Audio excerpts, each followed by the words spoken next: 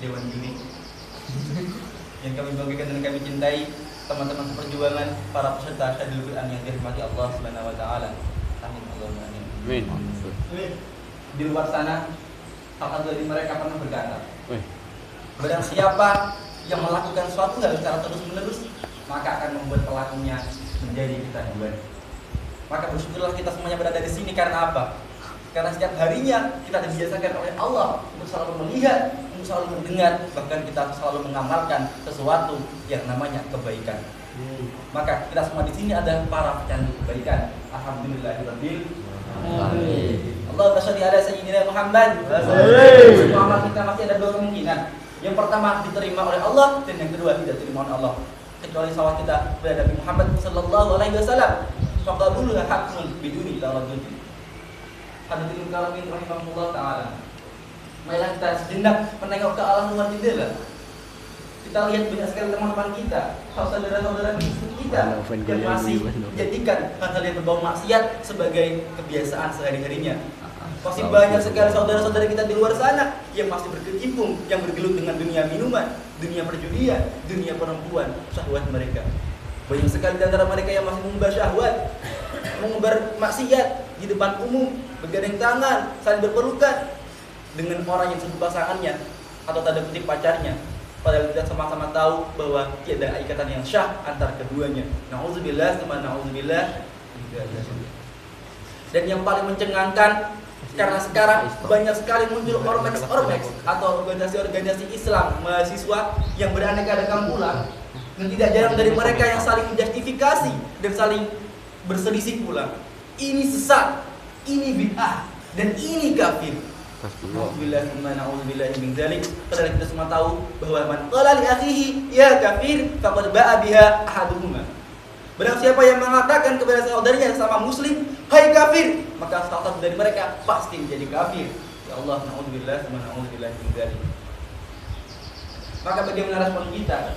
Bagaimana sikap kita dalam menghadapi mereka? Apakah kita hanya berpangku tangan dan memalingkan wajah ketika kita berhadapan dengan mereka, dengan saudara-saudara kita yang sedang sakit tersebut? Atau bahkan apakah juga terbesit dalam hati kita, mereka itu buruk dan aku lebih baik daripada mereka? Apakah begitu? Astagfirullahaladzim. Kami semua tahu di sini bahwa insya Allah itu bukan karakteristik dari kita semua yang berada di sini. Amin Allahumma. Maka dari itu hari ini kami akan mengangkat tema, yaitu peran santri dalam mengikis kemungkaran di dalam negeri. Mungkin sudah tidak asing lagi dengan sebuah ayat dari surat Al-Imran 104. Qala Allah Ta'ala, Bismillahirrahmanirrahim. Wal takum minkum ummatan yad'una ilal khairi wa ya'muruna bil ma'ruf wa yanhauna 'anil munkar wa ulaika humul muflihun. Dan hendaklah ada di antara kalian satu kaum yang mengajak kepada kebaikan, mengajak kepada perkara yang ma'ruf, pada perkara yang kebajikan, dan meninggalkan atau mencegah dari sesuatu yang mungkar, sesuatu yang buruk. Maka itulah orang-orang yang beruntung. Alhamdulillahirabbil alamin. Mungkin juga sudah kita sadari bahwa kita sekarang bernaung dalam kampus yang tentram, kampus yang aman, tidak ada radikalnya perselisihan, sehingga bisa kita jumpai mahasiswanya yang cantik-cantik dan tampan-tampan. Alhamdulillahirabbil alamin. Karena apa? Sekali lagi karena kita semua ini adalah para pecandu kebaikan.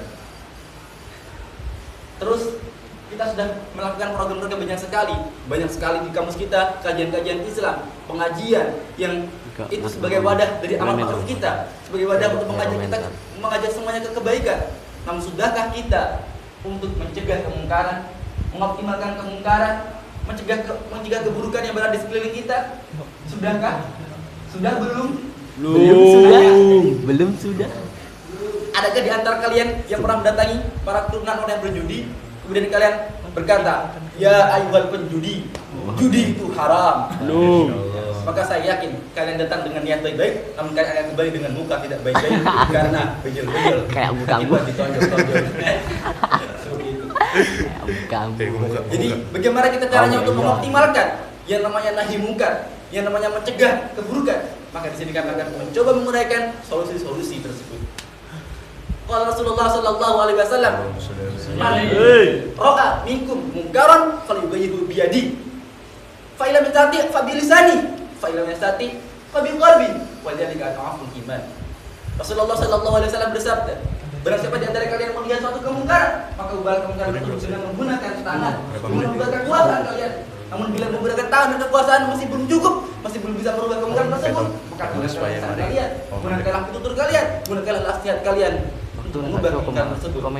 Namun bahkan jika keduanya dengan menggunakan tangan, bahkan dengan menggunakan lisan tidak bisa, maka ubahlah dengan hati dalam arti ingkari kemungkaran tersebut dan doakanlah para pelakunya untuk meninggalkan kemungkaran tersebut.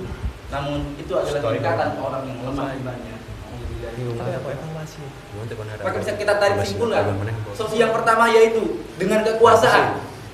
Siapapun kita, jadi apapun kita, entah menjabat sebagai presiden negeri ini atau bahkan presiden diri sendiri, maka perketatlah peraturan dan optimalkanlah sanksi kepada para pelaku kemungkaran.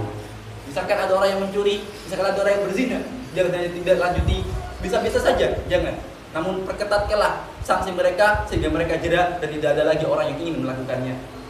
Contoh kepada diri sendiri, misalkan kita melakukan maksiat A, kita melakukan maksiat B atau apa, maka kita buat peraturan untuk diri kita sendiri. Kalau aku melakukan maksiat ini, maka misalkan aku akan puasa Senin Kamis sampai 1 bulan. Jika aku melakukan maksiat A, maka aku akan tidak beli pakaian selama 20 tahun. Yang kedua, melalui media sosial dan media bahasa. Kita semua tahu bahwa sekarang media bahasa dan media sosial sudah dominasi oleh perkara-perkara atau postingan-postingan yang negatif, yang berbau negatif dan tidak bermanfaat tentunya. Maka dari itu adalah sebuah peluang buat kita sebenarnya untuk apa? Menjadikan itu sebagai alat alternatif untuk dakwah, mengubahnya, mengalihkannya, mendominasinya dengan postingan-postingan yang bermanfaat, yang positif dan bernuansa Islami ala sunnah ahlus sunnah wal jamaah. Dan yang kita jumpai bahkan yang mungkin berbahas sekarang di Instagram, foto-foto yang vulgar, foto-foto yang tidak senonoh.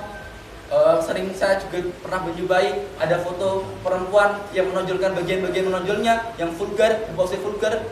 Kemudian ada tulisannya di bawah, Mas, malam Jumat, yuk kita sunnah Rasul. Astagfirullah. Kita tahu bahwa itu Mas Vito. kita tahu bahwa itu menyalahi norma di Islam. Itu bahkan bisa menghina Islam. Namun bagaimana kira menggantinya dengan lebih baik? Misalkan contoh kecilnya, ada foto saya, ada gambar saya.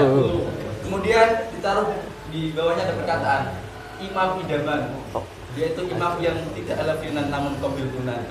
Itu sudah mendidik mereka bahwa yang salah itu pacaran, tapi yang benar itu langsung qabil itu. Gitu. Kemudian yang ketiga, solusinya apa? Yang ketiga atau yang terakhir yaitu dimulai dengan orang terdekat atau lingkungan sekitar. Kita bisa mulai, kita pasti punya saudara, kita pasti punya keluarga, kita pasti punya persahabatan, maaf. Jadi misalkan kalau kita melihat saudara kita sedang melakukan kemungkaran, sedang melakukan maksiat, maka ingatkanlah mereka dengan bahasa yang halus, bahasa yang mudah dimengerti, dan bahasa yang mudah diterima oleh mereka. Sehingga insya Allah, jika kita memulainya dengan orang-orang terdekat kita, maka insya Allah yang namanya nahi munkar akan menyebar luas kemana-mana. Insya Allah. Hadirin karamin rahimahullah ta'ala. Namun itulah kebaikan. Yang namanya syaitan tidak akan berhenti menggoda yang namanya manusia. Seakan-akan dalam hati, ketika kita tidak berma'ruf nahi munkar, dia seakan-akan berkata, dia berkata, dirimu sendiri itu belum baik. Kenapa kamu malah mengurusi urusan orang lain? Kenapa kamu ingin memperbaiki diri orang lain? Maka jawablah dengan lantang perkataan syaitan tersebut. Kewajibanku di sini ada 2, syaitan, yaitu yang pertama menjadi soleh, taat kepada Allah dan kepada Rasulnya, dan yang kedua beramal nahi munkar. Jika aku tidak bisa melakukan salah satunya, maka aku tidak boleh meninggalkan keduanya. Malah yudriku kullu, la yudriku kullu. Kalau misalkan orang yang maksum atau misalkan orang yang tidak punya dosa saja yang boleh melakukan amar ma'ruf seperti Rasul dan Nabi, maka kenapa para